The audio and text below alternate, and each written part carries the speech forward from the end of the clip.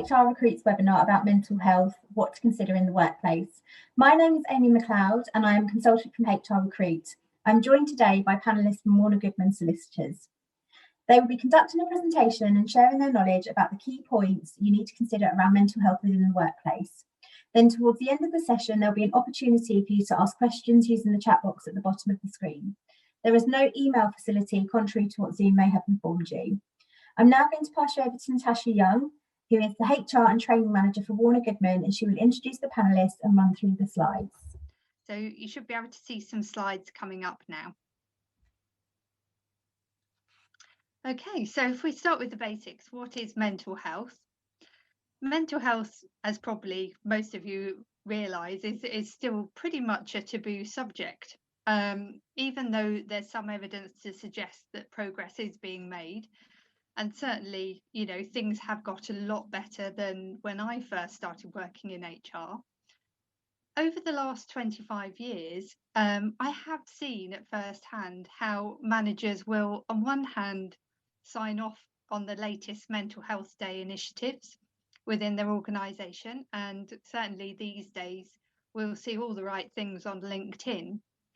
But when it comes to recruitment and decisions about promotions, then there's still that kind of question, even though it might not be overt, about people's robustness and people not being put forward if they've previously had mental health issues. And this happens in a way that would never have been a consideration if they'd previously had a physical illness that's now resolved. So the term mental health is not legally defined, but generally it refers to short or long-term conditions known as impairments that could impair an individual's emotional well-being, thoughts, and or social functioning. So if we have a look at some of the types of mental illness, so we have mood disorders. Quite commonly you'll come across depression, but it can also be things like bipolar disorder, anxiety disorders. This is the most common type of mental disorder, and it will affect 30% of adults at some time in their lives. Personality disorders, psychotic disorders, so things like schizophrenia, eating disorders, trauma-related disorders, the one that we probably know best is post-traumatic stress disorder, and substance abuse disorders. And the ones that you'll probably come across most if you're in HR or in a management capacity will probably be mood or anxiety disorders. So the key issue is functional impairment. It's really important to note that mental health doesn't automatically equate to poor performance. And of course, many individuals with mental health issues perform very highly at work. Recent figures suggest that just under 7% of adults have had a major depressive episode in a typical year. And that's pre-COVID. So if we think about the impact that the pandemic has had, that's likely to increase. High-functioning individuals may not be recognised as having such issues because things like depression can look different or be invisible in different people. So as managers and HR people, it's really important to look at the way that the person in question usually behaves. And just with regard to the high performing individuals, you know, there are specialist agencies. I know when I was working in London for a large global firm, there were special firms that dealt with people who had high performing individuals with mental health issues that we would refer to. So, you know, that can be a specialism in itself. A particular case that you might be interested in is Morgan v Staffordshire University. And this is a case, it goes back a long time, it's from 2002. But the reason that I thought you might be interested is it gives some practical guidance from the EAT with regard to mental health issues, such as anxiety and depression. It's noted that tribunals have only rudimentary knowledge of such disorders, so should not make inferences from the way that the complainant appears. The other key points that are relevant for today from this case were that it's for the complainant to demonstrate that they're suffering from a disability. It's not sufficient for them to say that they are without some medical analysis. Also, an employer needs to be given the opportunity to challenge the evidence. So why am I telling you this, and why is it important for you? An independent review of mental health was conducted, which revealed some startling statistics on the impact mental health has for employers. So if we have a look at this slide, we can see that there were 602,000 cases of work-related stress, depression or anxiety in 2018-19. Obviously, this is a couple of years ago, but the figures haven't been updated as well because of everything else that's gone on with the pandemic. But we do know that it's had a huge impact, and we'll talk about that in a bit. 72 million working days are lost each year due to mental health, and the cost on that is 34.9 billion.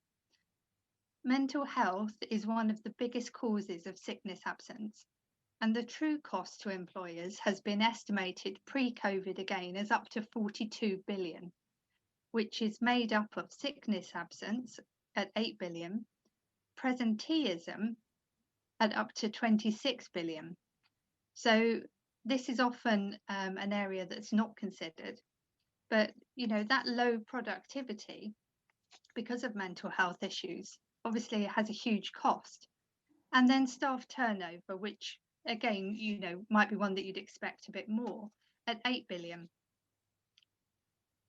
Mental health has had a lot of press over the pandemic due to the huge increase in the cases that have been seen. For those of you who've tried to support any of your employees with outside agencies, for example, you will have seen how much pressure they're under. When I've been dealing with clients who have got people with mental health issues, if I'm trying to get a mental health support worker to come with them, there's been huge delays or just not been possible. So some of the key issues that have come up have been and continue to be as follows. The first one is isolation. This will, as most of us have seen with parents or people around us, only feel more difficult to people on their own, but not necessarily just this group. For example, one of the larger businesses that I was working with who had offices in London found that a lot of the young people who were living in and around the city often felt very isolated because they were used to having a lot of contact with their friends and with parents, and found it very difficult to be essentially shut in, their bedroom in a shared house. Different personalities will experience a more isolated life in different ways, and it can have different impacts. Social isolation can lead to chronic loneliness and boredom. What we're seeing at this stage is more people who've become used to an isolated life and kind of normed to that. And so they're used to working from home. And we're now seeing more people experiencing mental health issues associated with coming back to work or getting back to a more normal life again. A lack of routine and purpose reported by people who've been at home for a very long period of time. Often a job can have given that much needed routine to someone's life. Certainly, I've got many clients who have had people on furlough for over a year now. And this can really impact the way that people are managing. Job losses are an obvious one. We've seen this come in waves, and certainly as we get towards September, lots of businesses are realising that they haven't had someone doing that job for a year, and so we're questioning whether they really need them. Even those who are not being considered for redundancy can be worried that this might be on the cards and become anxious about it, particularly if they have been on furlough for a long time, and particularly again if communication with their manager and the business generally has been poor. fear of catching the virus, less so now. But with things like the new strains coming in, it's still a concern for some people. It was certainly very common pre-vaccine, and we were seeing a number of cases where people with mental health issues or with newly developed mental health issues had heightened anxiety around catching the virus. Childcare issues. We've had people who haven't wanted to send their children to childcare because they were too anxious about it, or were just worried because when they were trying to manage home schooling and holding down a job. Hopefully this is less of an issue now the schools are back. Long may it continue, she says as a mother. Work-life balance. Things are getting back to normal, but many people are still working from home. A business support company analysed the servers that it supported. I found this really interesting and found that on average in the UK, people were working 2 additional hours a day when they're working from home. And the reason I found this interesting is, going back several years, if you said that you were working from home, certainly sort of pre-pandemic or, a while before that, people would kind of think that you were going to have a bit of an easier day. So, this can have an impact on mental health, because if someone's working on a laptop, it's much easier to just finish something off if you've got it on the kitchen table, or answer a couple of emails in the evening. But this can mean that there's very little downtime, and people are then feeling quite stressed and anxious because they're not getting that work-life balance. And finally, uncertainty. As things get back to normal, this shouldn't be brushed over. A lot of mental health issues that we're seeing are to do with wider family members who may have uncertain roles, and the impact of stress of thinking that their partner or child might lose their job. Often things like the house can have an impact on your own employee too. It's easy for some of these things to be missed, especially when it's challenging at the top. We have had some recent data which suggests that 40% of company owners are suffering from depression, anxiety or exhaustion, or have done in the last year. So what have employers had to consider? So the impact of furlough on mental health, we've spoken a bit about this, but employers have to consider how people are going to cope with increased furlough, how it's going to impact them financially if they have little disposable income, concerns about some people's domestic arrangements, and whether it might put them at risk. The impact of remaining staff on the heightened workload. So this has become a bit of a balancing act. How can they keep some people on furlough to save money without putting the people in the office under too much additional stress?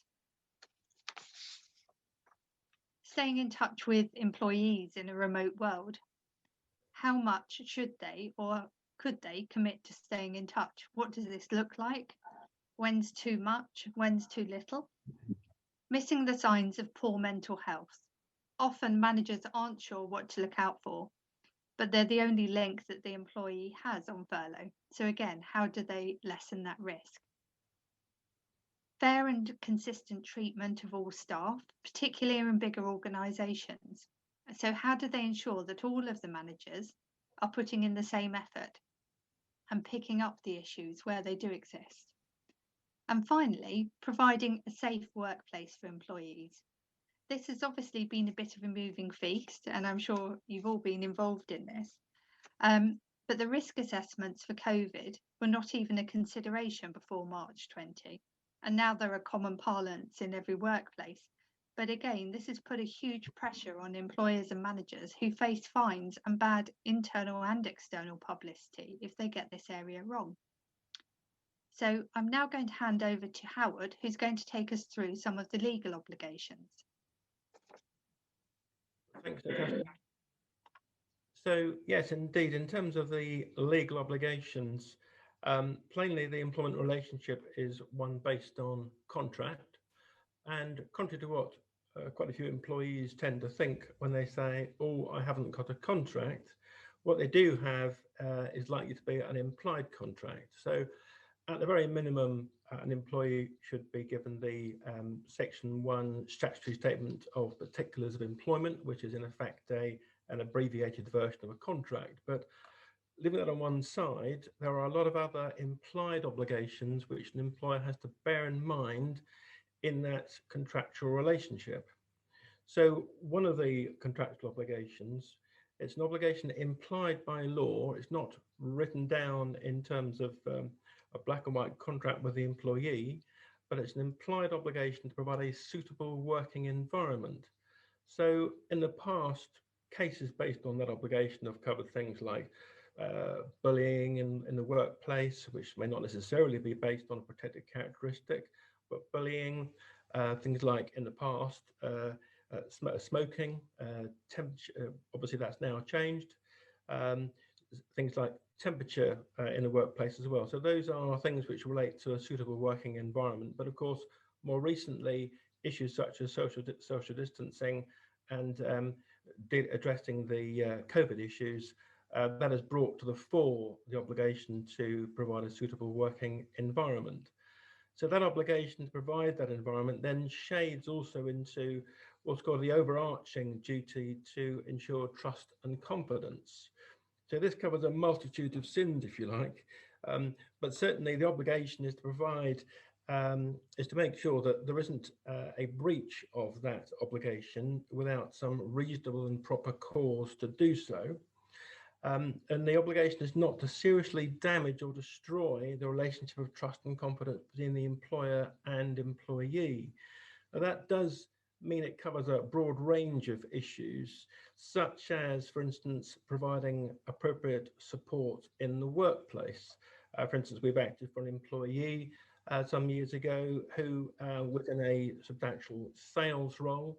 The back office roles disappeared by virtue of reorganisation and redundancy.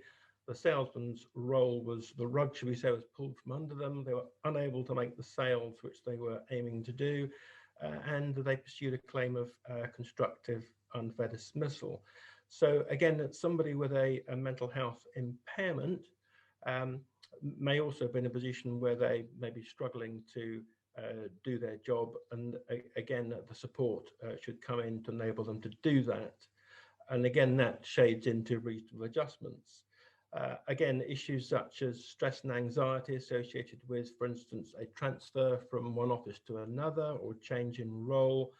Again, the obligation there would be to make sure that trust and confidence is maintained, such as by proper and effective consultation.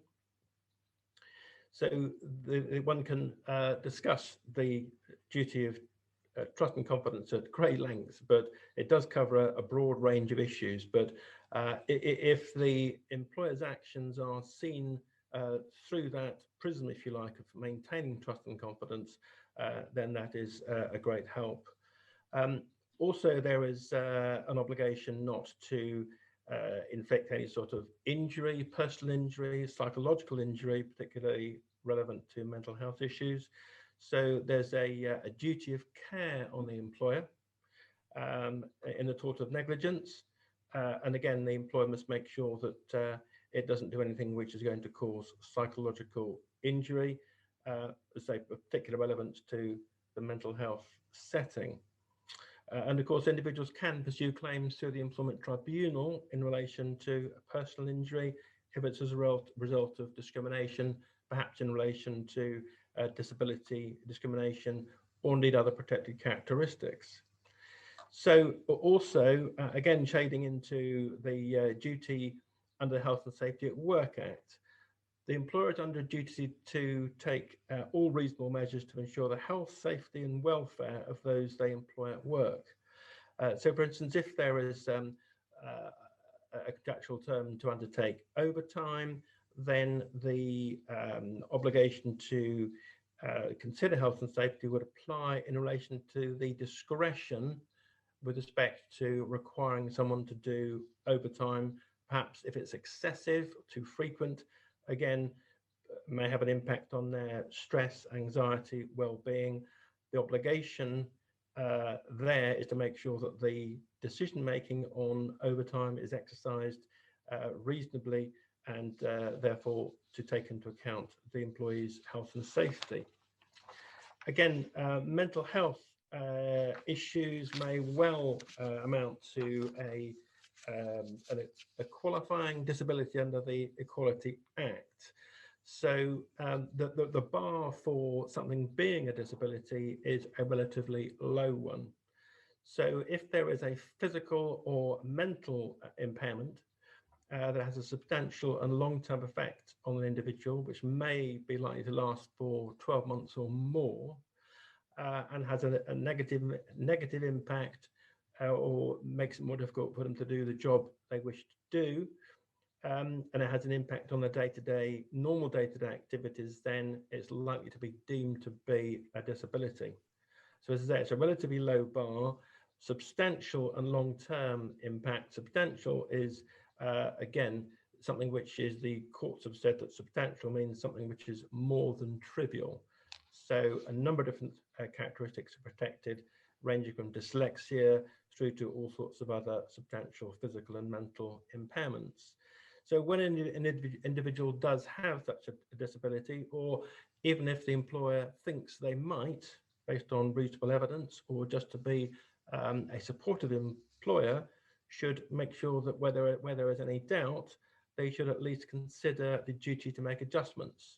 Because you can't ascertain at the outset whether somebody has a disability. Effectively, you have to wait until a tribunal decides that they do.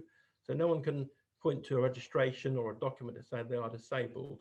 So the wiser position an employer should take is to assume that they might be, to carry out reasonable adjustments, and to protect the employee from any disability-related discrimination, harassment, or victimization. All those heads can be actionable under the Equality Act. So moving on from that, if the employer fails to adhere to those duties, there are a number of claims which could then follow. So at that point, I'll hand over to my colleague, Louise Bodeker.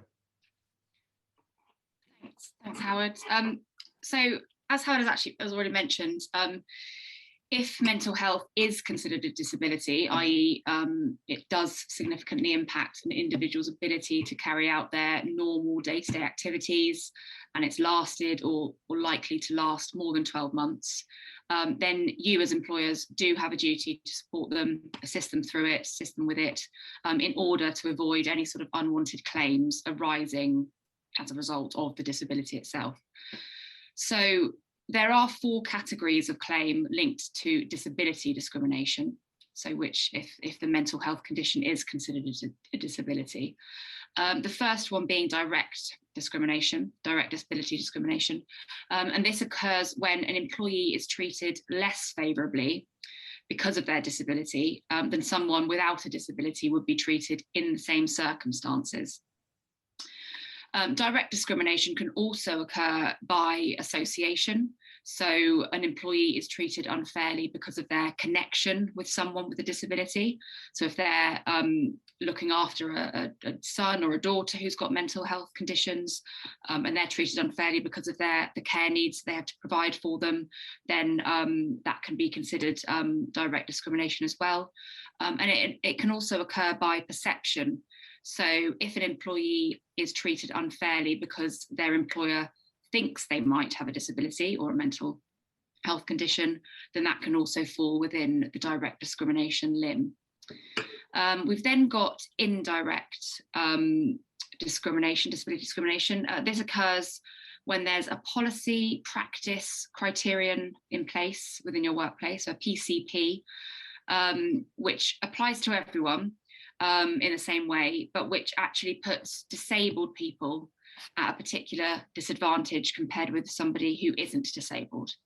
It is worth noting or remembering that if the PCP is or can be objectively justified, i.e. it's a proportionate means of achieving a legitimate aim amounting to a real business need, then it will not be considered indirectly discriminatory by a tribunal.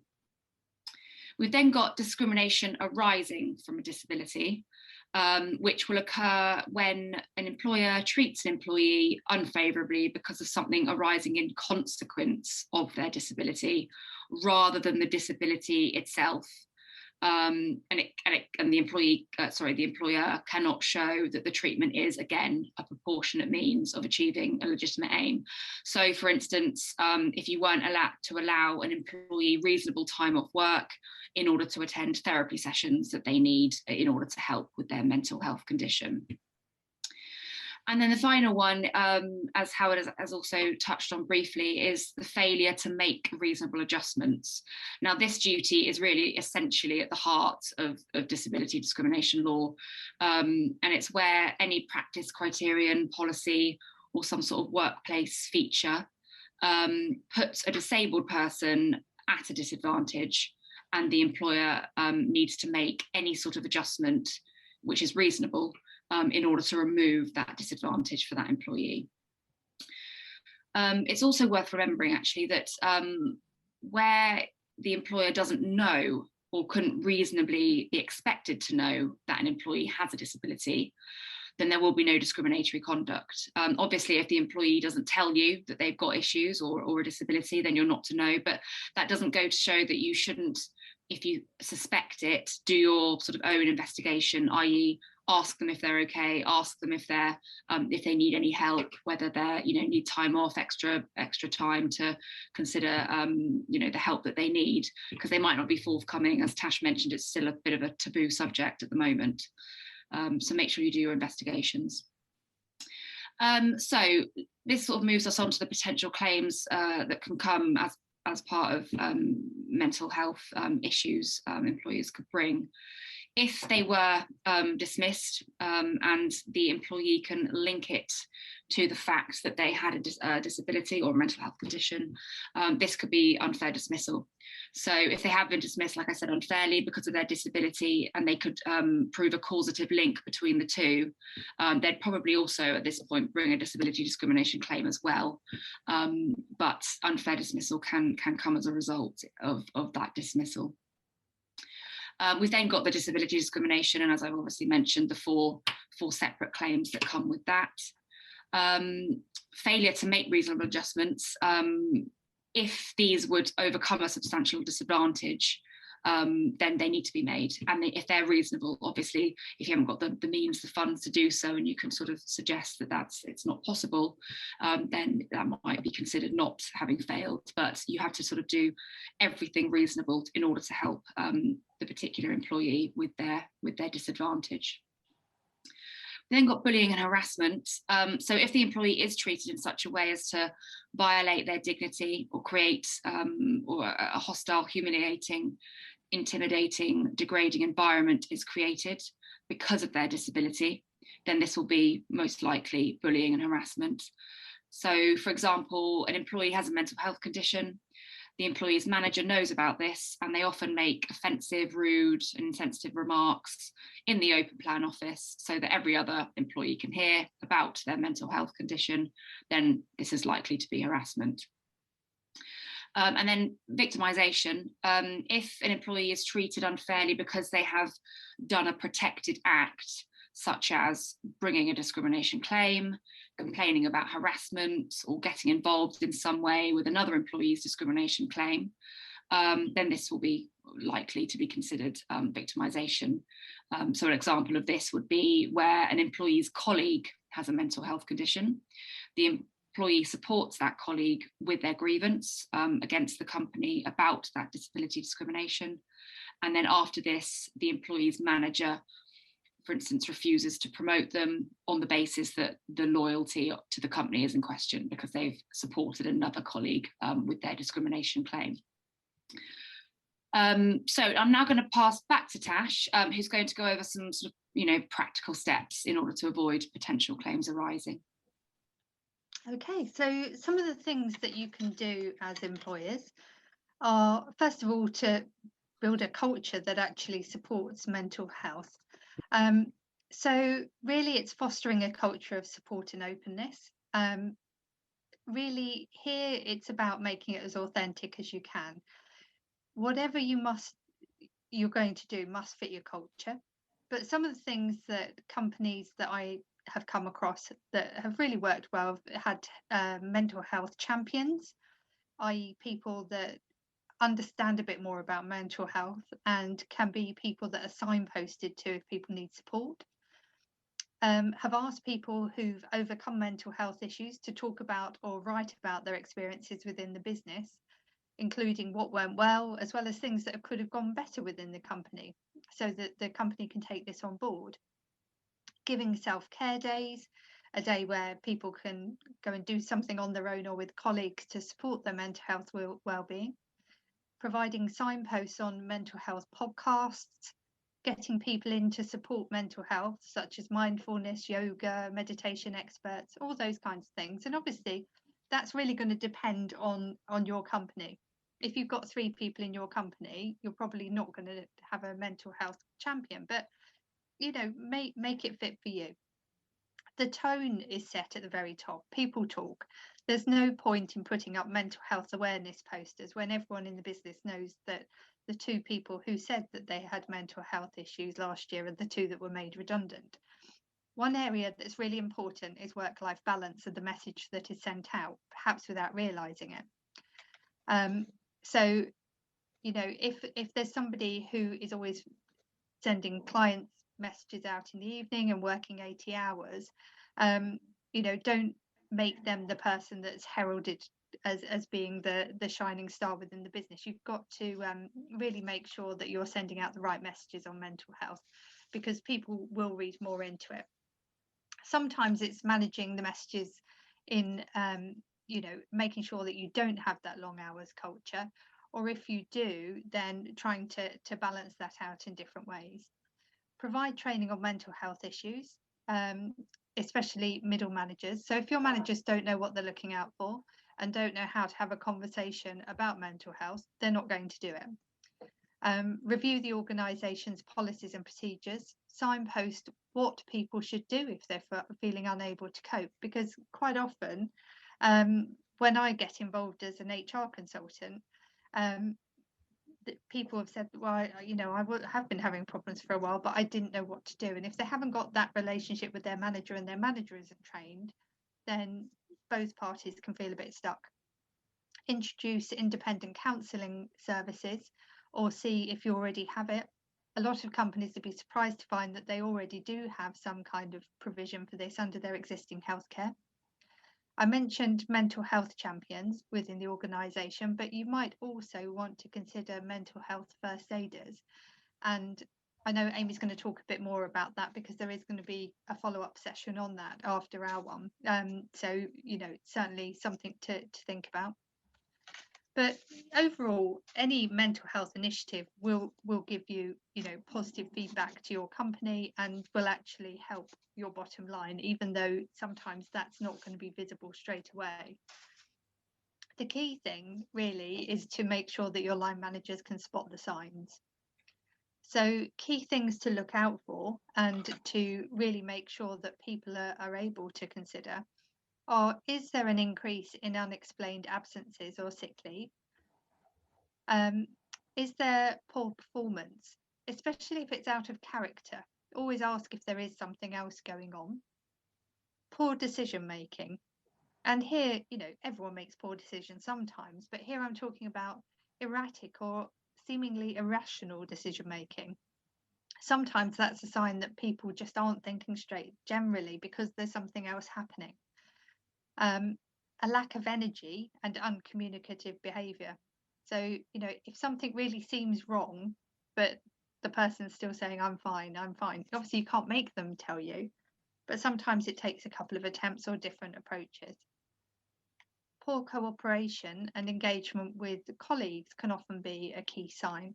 You know, somebody who usually can get on quite well and manage their relationships can suddenly start having difficulties or really distance themselves from colleagues.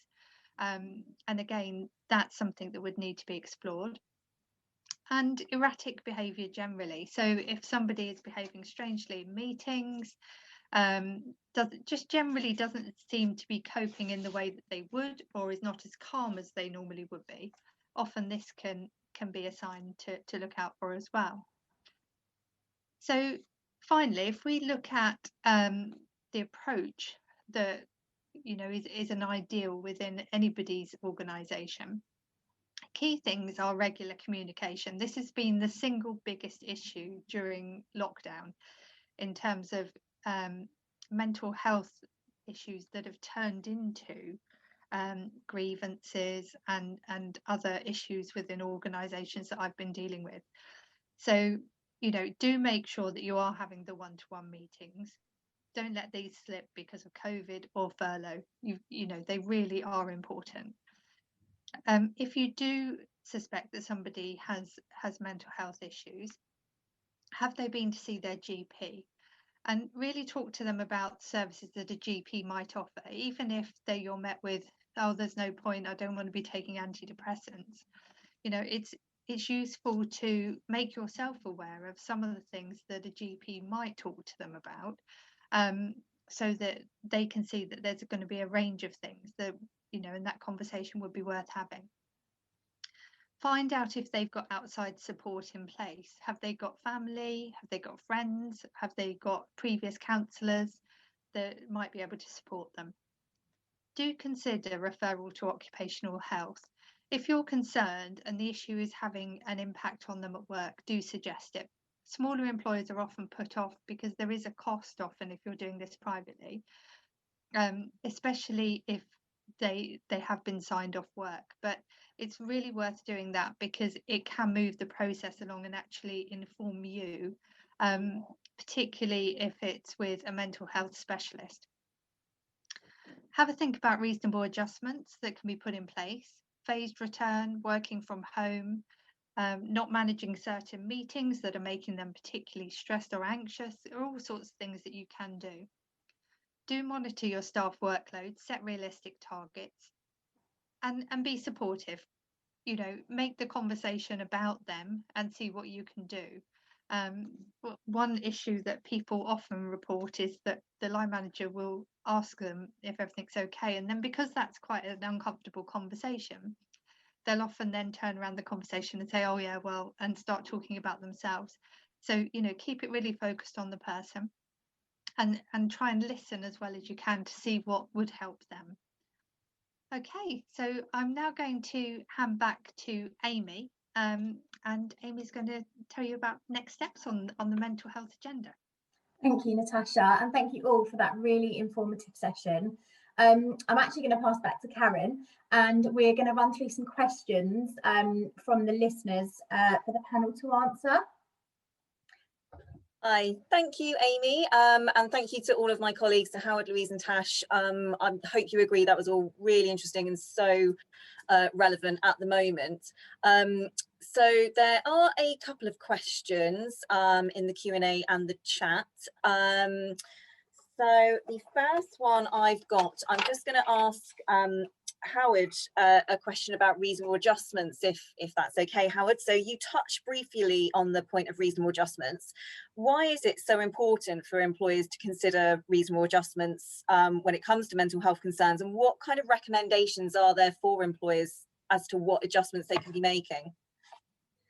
Sure, we certainly see quite a lot of disability type claims coming through Warner Goodman from employees, and we're always looking to protect our commercial clients from those sort of potential claims. So we're always on the lookout for whether there is a situation with an employee who has a disability.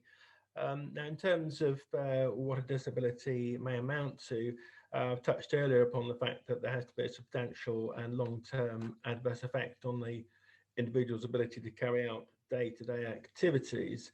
And again, I've mentioned it's quite a low bar. What tends to happen is the Employment Tribunal will ask an employee to provide what they term an impact statement, as well as medical records. So if there's some reference in medical records to a mental impairment of some nature, I mean, really just the word depression being found on or a conversation about depressive illness being found on medical notes is sufficient. There doesn't need to be, for instance, a full medical diagnosis, but if someone has been to their doctor perhaps about depressive illness, or even if they haven't, if they produce an impact statement to say that they have their ability to concentrate and understand and so on and so forth is affected by their mental health, then that is likely to be categorised as a disability if looked at by an employment tribunal. So the adjustments which apply under the Equality Act include matters relating to potential changes to premises, working conditions, working arrangements, auxiliary aids. So for instance, someone might just need a wrist rest or some sort of different chair. Needn't necessarily be a hugely expensive adaptation, but the obligation does apply to provide those sorts of things to alleviate what would otherwise be the adverse effects of a disability on an individual in the workplace. But however, looking at the issue of disability has to be seen in the context of what the employer knows or ought reasonably to know from background information. If someone has a considerable amount of time off, perhaps for what appear to be relatively innocuous conditions, a lot of colds, bit of flu now and again, etc., but having consistent periods of time off, then the employer really should look behind those reasons and try and ascertain whether or not there is a potential mental health issue.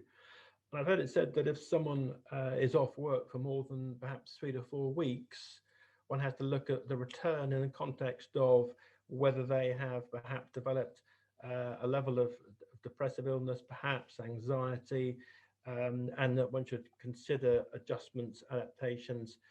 Principally at that sort of stage, we're talking about a phased return, but again, there has to be one eye on what you might need to take into account on a return. So in terms of the adjustments which should be considered, there's a host of different things. There's no one right answer. It depends very much on the particular circumstances. What might be right for one may not work for another. But for instance, there may well be need to consider adaptations to processes such as a grievance if they've been subject to some form of discrimination, perhaps, or not. A grievance process or indeed disciplinary process should be subject to adjustments to enable them to participate fully in that process without their impairment having some sort of impact on them. So, and for instance, a home visit, that can be something which can be carried out, or a visit on what you might call a neutral ground. Also, in terms of adjustments which you can put in place, generally speaking, you would perhaps look at whether there can be steps taken to permit different starting and leaving times of the day to avoid crowded public transport. Perhaps someone has a degree of a phobia or some description relating to public transport, that we have certainly come across those sort of scenarios. So some degree of flexibility on the working pattern may be very useful. Basically change in hours, perhaps to enable them to take part in counselling, therapy, leaving early, adjusting times for that. That is also something which can be relatively easily accommodated with goodwill and cooperation on all sides. Perhaps in certainly in light of COVID, home working would appear to have taken on a new life.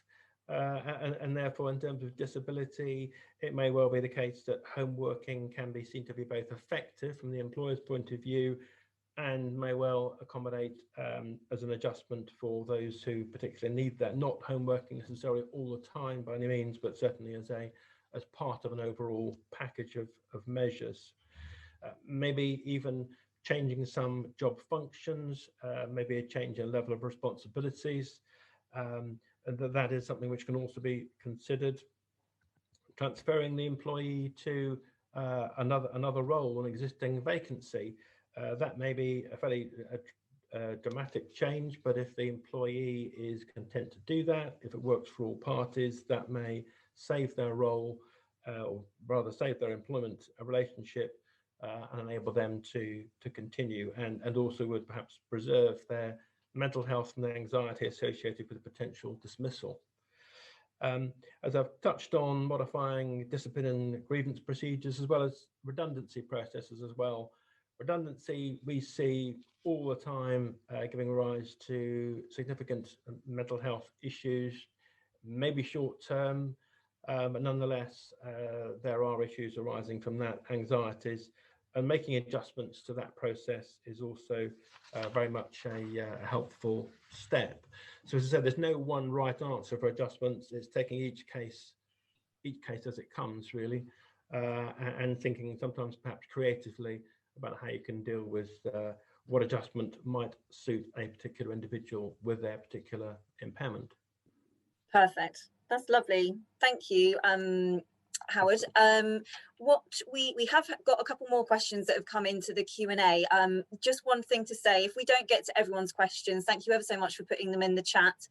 We will address them after the seminar. We'll take a copy of all of those and we'll distribute those. So don't panic if we don't get to your question. So we've got a question that's come in from an anonymous attendee. So just dealing with a case where the individual who has identified themselves with a mental health condition and said they qualify under the Equality Act is also bullying and harassing colleagues. Do you advise following a normal procedure or special provisions? Not sure who would be best to answer that one. Maybe Louise. I think you touched on bullying and harassment during your section. Do you want to take that question? Yeah, sure. So, I mean, obviously the first port of call is to make sure that you follow your own internal policies and procedures when it comes to bullying and harassment. So if you've got a staff handbook or you've got individual policies and things that you need to follow, make sure that you do follow those accordingly. Obviously, if this individual is or has identified with a mental health condition, you will have to tread carefully in terms of how you do approach the situation, i.e. if they have to come for meetings, but they're not around, they're on leave, it's affecting their mental health, you will have to abide by their sort of guidance in terms of how to best approach it in that regard. So there might have to be special provisions for you to consider, just to err on the side of caution. Even if they don't mention them, just make sure that you are very accommodating to them and how their mental health condition impacts them.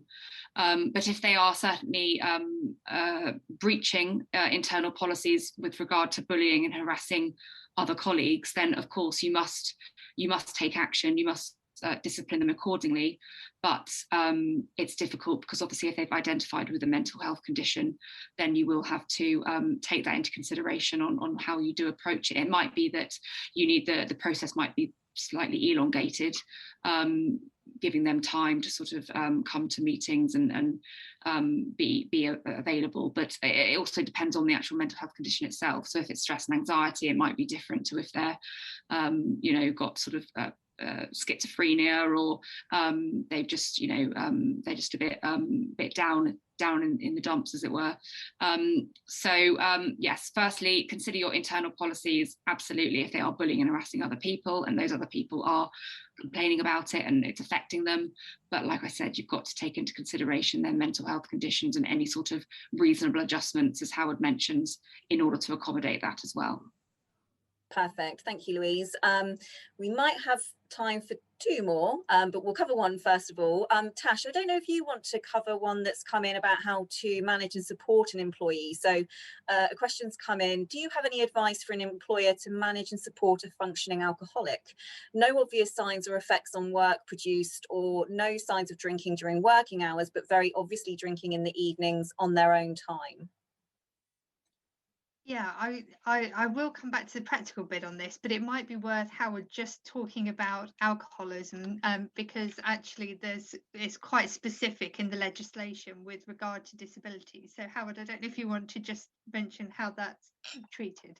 Yes, thanks, Tash. So alcoholism as such, or alcohol dependency, is not something which in and of itself is categorized as a disability, which may be surprising, but that is one of the exceptions to what can be categorized as a disability. However, there's a big however, and that is if the alcohol has some other impact, and very often it will have an impact on their physical ability, and I would also say on their mental ability. So if it gives rise to some other, if it manifests itself in a mental health impairment, then the mental health impairment and indeed the physical impairment are both things which will qualify as disabilities.